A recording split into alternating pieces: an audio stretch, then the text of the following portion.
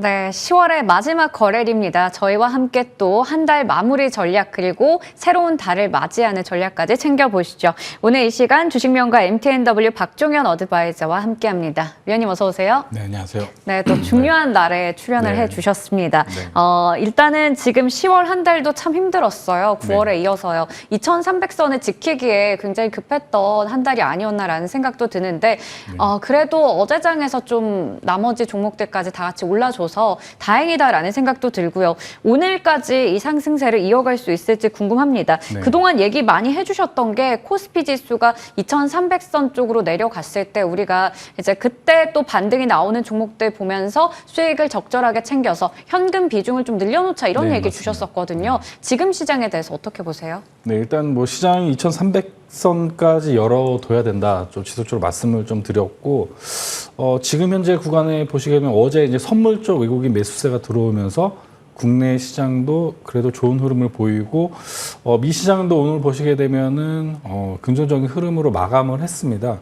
펀더멘탈로 보시더라도 지금 보시게 되면 PBR 0.84 부근, 지금 2300 부근에서 어느 정도 기술적 반등이 나올 수 있다고 보고는 있으나 좀 제가 계속 뭐 비관론자처럼 말씀을 드리기가 좀 죄송스러운데 일단은 지금 시장 자체가 이제 앞으로 남아있는 큰 이벤트를 좀 설명을 드리면 기술적 반등이 나오게 되게 되면 어느 정도 그리고 시청자 여러분들이 수익 종목군들은 이제 비중을 좀 축소하거나 좀 현금화 좀 해 놓으실 필요가 있다라고 보고 있는 게 지금 11월 중순에 미국 예산안이 또 통과 여부가 또 결정이 되는데 최근에 보시면 미 하원 당선된 마이크 존슨 이분이 좀 친 트럼프 계열이라 지금 이스라엘 쪽에 예산안을 일단 먼저 진행을 하고 우크라이나 쪽을 좀 지원을 했습니다. 이런 부분으로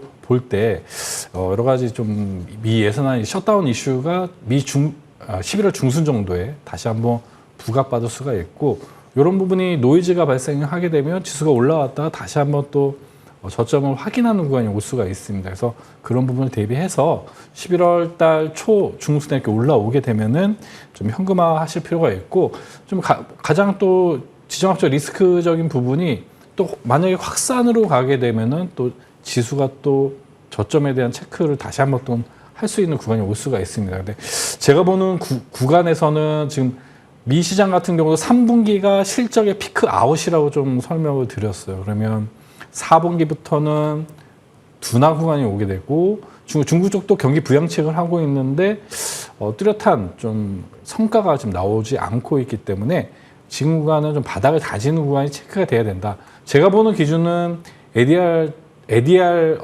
보조 지표가 60 이하로 오거나 아니면 외국인이 2천억 이상 이렇게 어느 정도 현물 시장에 좀 수급이 들어와야 되고 이런 부분 체크가 됐을 때 어느 정도 바닥 체크가 좀 될 것 같습니다. 그래서 단기적으로 기술적 반등은 지금은 올 구간이다. 그래서 이 구간에 어느 정도 좀 현금화 하실 필요가 있다.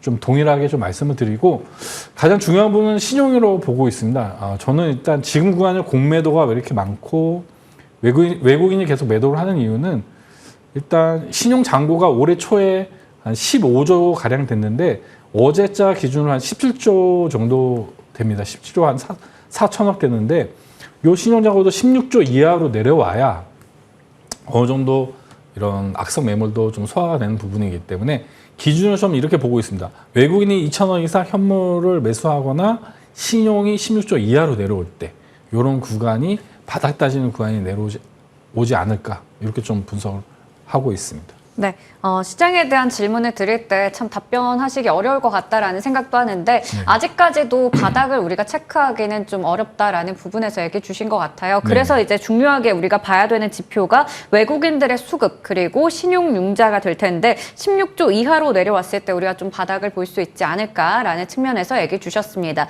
그렇다면 저희가 이제 종목에 대한 이야기 좀 자세하게 나눠보도록 할게요. 오늘 두 종목 AS 받아보려고 하는데요. 먼저 첫 번째로 9월 12일에 얘기 주셨던 종목입니다. 메디아나가 될 텐데 이 종목은 목표 주가를 달성하고 나서 쭉 이제 조정이 좀 나왔어요. 네. 그래서 우선은 목표가는 달성을 했지만 지금 구간에서 한 번 더 접근해도 괜찮은지 그런 부분들 궁금합니다. 네.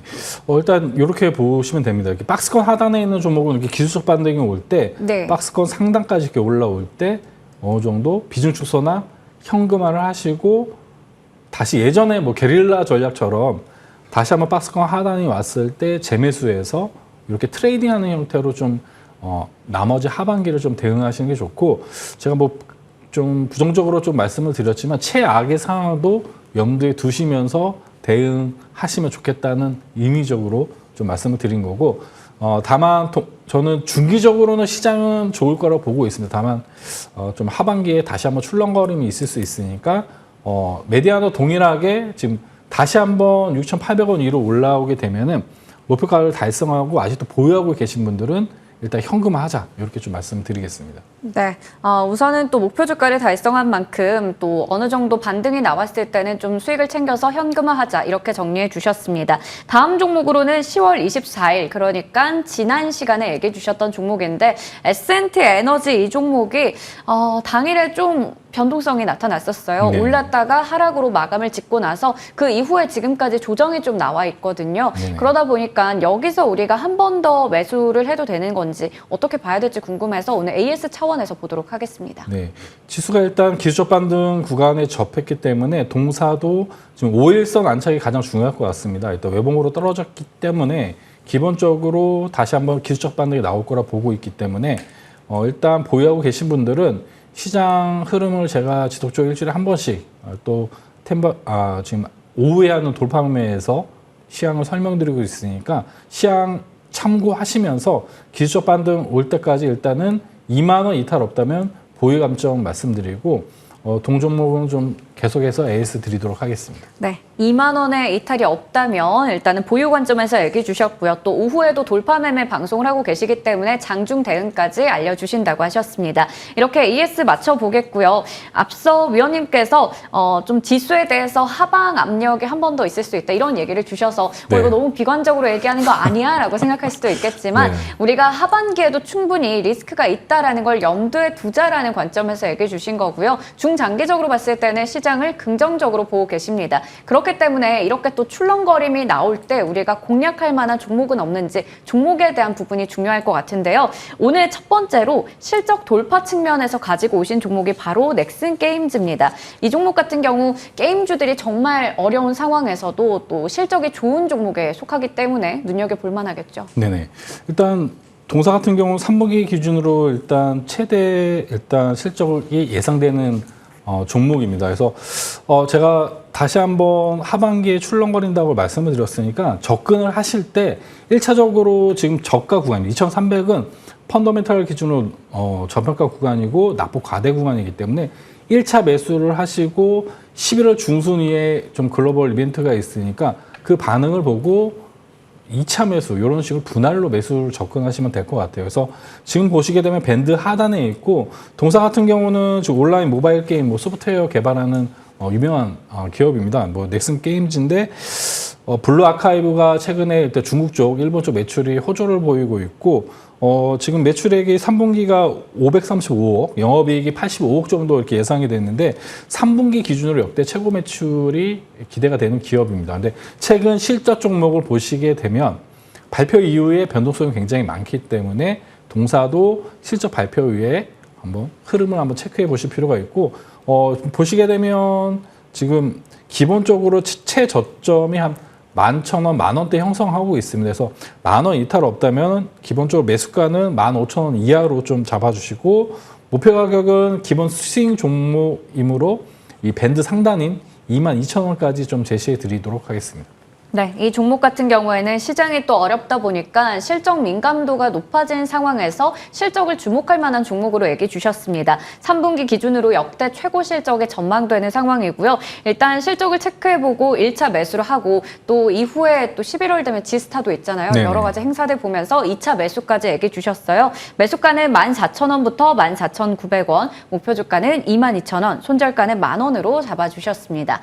다음 종목은 이제 가격 돌파가 가능한 쪽이 될 텐데요. 네. 바로 엘컴텍입니다. 네. 이렇게 지수가 변동성을 나타내다 보니까 대표적인 안전자산인 금에 대해서 또 많은 네. 관심이 생겼는데 엘컴텍은 최근에 주가가 한번 튀어오를 때 강하게 오르기도 하더라고요. 네네. 웰컴텍 제가 3분기 시작하면서 처음 소개해드렸던 종목입니다. 국채금리 장단기 금리차가 역전돼서 변동성이 올 수 있다. 동일한 관점으로 지금 11월 중순에 변동성이 올 수가 있기 때문에 반대로 엘컴텍 같은 경우는 아마 오늘 지수가 기술적 반등 오게 되면은 아마 음봉으로 내려오게 될 겁니다. 제가 돌파 매매는 일주일에 한 번 출연하기 때문에 아침 프로 보시는 분들은 이 동 종목을 1,450원 이하, 1,350원에서 1,450원 이하 요 음봉 올 때 좀 매수를 해주시면 좋을 것 같고, 보시게 되면 21선과 61선 1,400원 부근에서 어느 정도 지지되는 흐름을 보이고 있습니다. 그래서 동종목은 뭐 아시다시피 이렇게 금 관련된 종목인데 안전자산이 부각됐을 때 테마 종목으로 좀 움직이는 종목입니다. 기본적으로 보시게 되면은 한 1,700원 정도의 박스권을 형성을 하고 있기 때문에 1,300원 후반이나 1,400원 초반에 매수를 해서 1,600원 후반대 이렇게 트레이딩하는 전략으로 좋은 종목이라 좀 보고 있기 때문에 매수가는 1,450원 이하로 분할 매수해 주시고, 기본적인 목표가는 1,650원 이렇게 제시해드리고, 손절 라인은 요 1,200원 밴드 하단 이렇게 제시해드리도록 하겠습니다. 네, 엘컴텍 매수가는 1,450원 이하고요. 목표 주가는 1,650원, 손절가는 1,200원 제시해 주셨습니다. 그리고 위원님께서 오늘 네. 마지막 거래일이라서 그런가 네. 또 무료 방송을 굉장히 오랜만에 준비하셨어요. 장중 내내 하신다고요. 네, 제가 뭐 한 달에 2번 정도 이렇게 무료 공개 방송을 하는데, 여러분 보시면 지금은 투자하기는 기회 구간으로 좀 보고 있습니다. 물론 변동성이 한번 올 수 있지만은 지금 시장은 중기적으로 제가 말씀드렸듯이 앞으로는 전고점, 이전 고점을 내년에는 돌파하는 흐름이 나올 겁니다. 그러면 저점 구간에서 우리가 어떤 종목을 매수하고 어떻게 대응을 해야 되는지 오늘 공개 방송에서 좀 자세하게 설명을 드릴 예정이니까 9시부터 3시까지 진행을 합니다. 그래서 많이 오셔가지고 좋은 정보 받아가셨으면 좋겠습니다. 네, 이렇게 다시 또 투자의 기회가 찾아온 만큼 좋은 종목들을 선별하는 방법 알려주신다고 하니까요. 많은 관심 부탁드리겠습니다. 지금까지 주식명가 MTNW 박종현 어드바이저와 함께했습니다. 고맙습니다. 네, 감사합니다.